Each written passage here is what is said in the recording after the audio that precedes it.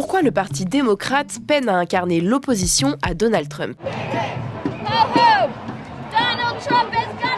Des centaines de milliers d'Américains ont manifesté contre la politique de Donald Trump. Droits de douane, immigration, licenciement massif de fonctionnaires, atteinte à la protection sociale et à la science, un slogan réunit toutes les revendications, bas les pattes, en réponse à la mainmise du duo Donald Trump et Elon Musk sur le pays. À l'origine de ces mobilisations, des mouvements citoyens de gauche, collectifs de défense des droits individuels, syndicats, associations féministes et LGBTQ+, mais un seul grand absent, le Parti démocrate. Il manque une incarnation parce qu'aujourd'hui, ceux qui incarnent ce mouvement qu'on a vu avec la mobilisation bas les pattes, c'est plutôt l'aile gauche progressiste du Parti démocrate, qui est traditionnellement minoritaire et qui a une incarnation double en ce moment avec le vieux sénateur Bernie Sanders, qu'on connaît, 2 fois candidat à la présidentielle, et la représentante démocrate de New York, Alexandria Ocasio-Cortez. Il faut rappeler que ce sont eux qui ont lancé ces mobilisations citoyennes,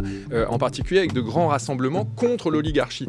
Oui, mais eux, à l'intérieur du parti, de la machine partisane, ils ne pèsent pas grand-chose, ils sont traditionnellement minoritaires, et on voit là le problème pour les démocrates, c'est comment capter cette mobilisation sociale à l'intérieur d'un parti qui est tenu et verrouillé par des dirigeants qui sont très âgés. J'ai parlé de Schumer, on lui a beaucoup reproché, ce sont des gens qui sont au Congrès depuis 30, 40 ans et qui ont beaucoup de mal à connecter, en plus sur ces thématiques de gauche, de lutte contre la casse sociale, contre la casse de l'État fédéral, etc., qui ont beaucoup de mal à connecter avec les mobilisations sociales. Lors de sa tournée nationale de meetings anti-Trump, Bernie Sanders se présente comme indépendant, face à un parti démocrate incapable d'incarner l'opposition depuis la défaite de Kamala Harris en novembre 2024. À l'inverse, certains démocrates préfèrent jouer la carte du compromis avec l'administration Trump. Les démocrates étaient inaudibles en tant que parti. On avait même vu, et ça c'était une grande nouveauté par rapport au premier mandat Trump, certains démocrates commençaient à dire qu'il fallait,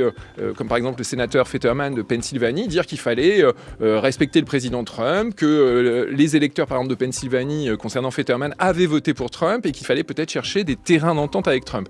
On avait vu aussi le chef de la minorité démocrate au Sénat, Schumer, éviter le shutdown en votant en faveur de l'administration Trump. Donc on voyait un parti démocrate inaudible et qui tendait à se rallier, pour quelques individus, ou à se rapprocher de Trump. Et là, depuis une semaine, on a quelques signes d'un réveil démocrate, d'une renaissance démocrate, en particulier favorisée par toute cette séquence des tarifs douaniers qui inquiète quand même, y compris même dans l'électorat républicain.